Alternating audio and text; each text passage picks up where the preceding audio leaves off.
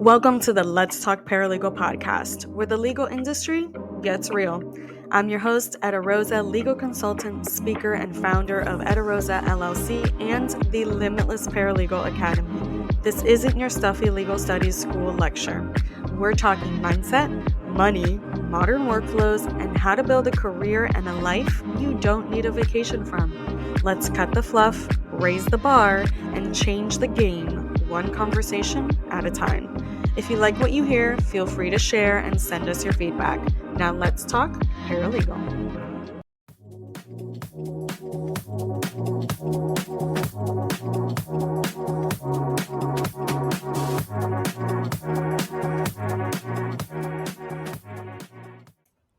In this episode, we're busting the myth that juggling 10 things at once makes you efficient. Spoiler alert, it's making you exhausted. I'll share how to retrain your focus, build a rhythm that respects your brain, and still get more done than you thought possible.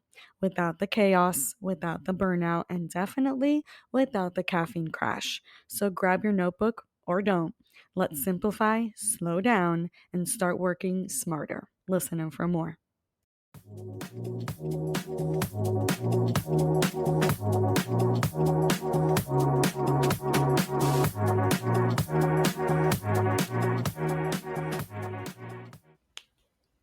Welcome to the Let's Talk Paralegal podcast. I'm your host, Eda Rosa, and today we're going to talk about multitasking and how it's a myth and how we can actually get stuff done.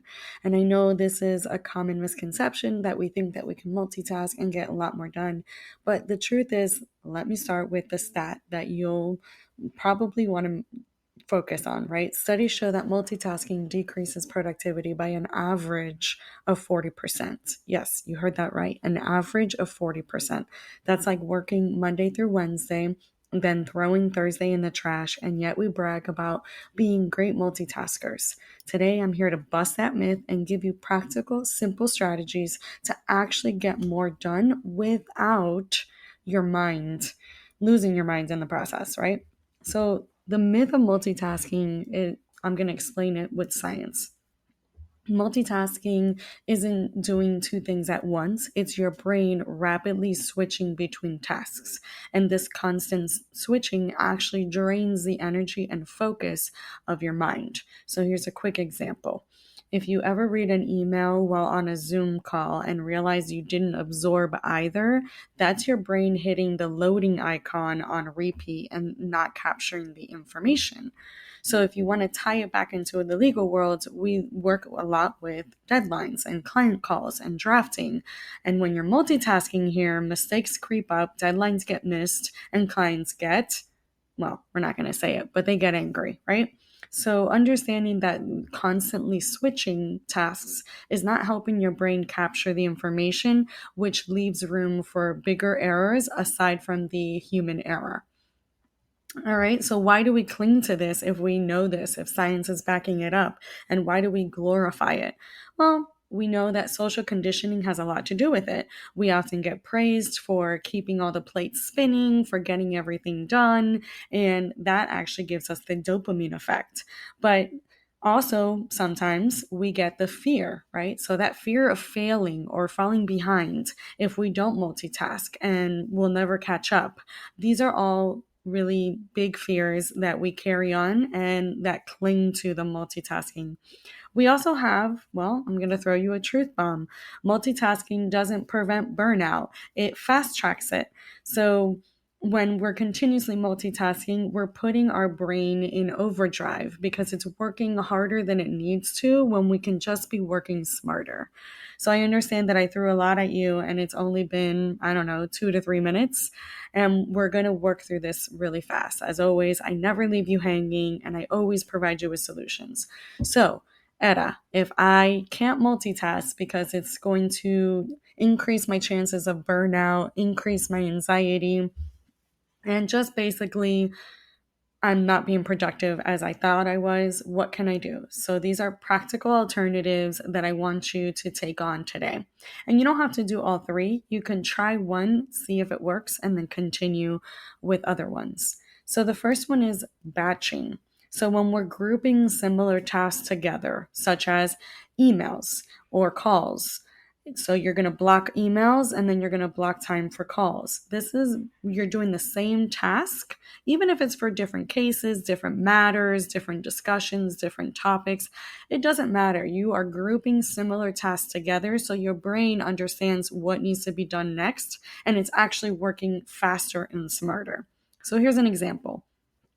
Instead of checking your email every 10 minutes, you give it a 30-minute slot twice a day. So you feel like a productivity ninja. You feel like you're getting a lot done because instead of chasing those emails, you're doing it in a blocked, allocated time, and you are actually dedicating your time to this particular task. This also goes for your personal life. I am also a culprit of this, we're often checking our phones, our smartwatches, while we're trying to have a conversation with others. Honestly, how much of that conversation are you capturing when your attention is gearing somewhere else? It's the same thing when you're multitasking. So batch your attention, batch your tasks, and do it in one block. Another thing is block your time. Time blocking is so efficient. When you schedule deep work like it's a meeting, right? So you do a do not disturb, no notifications, no distractions. This is a must, has to be done today. Well, do it today. Take your 30 minutes, take your 1 hour, take whatever it is, your lunch, whatever that means for you. Completely block that time in a reasonable amount. Another tip that I can give you for time blocking is color coding your calendar for more of a visual effect. So our brain loves colors, which is why we identify so much with colors.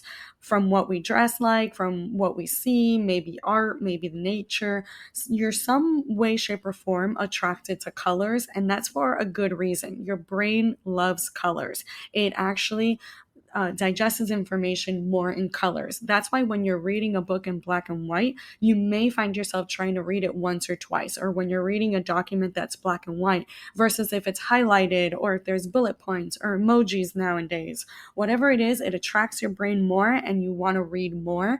That is with intention, right? So color code your calendar to visually see where you need to focus and where you're going. Create an actual roadmap. What literally needs to be done today or else? That is time blocking with no distractions. And another tip I have for you is ruthless prioritization. Not everything deserves the same level of attention. So you have to ask yourself, does this move the needle? Or is this just noise? Is this just a distraction? Is this just something that needs to get done eventually? Because not everything has that same level of priority, of attention that needs, right? So here's like a little top 3 method. So you pick your 3 non-negotiables for the day. If everything else burns down, but those 3 things get done, then you won and you feel accomplished and you feel productive, and kudos to you, you've done it. So do that.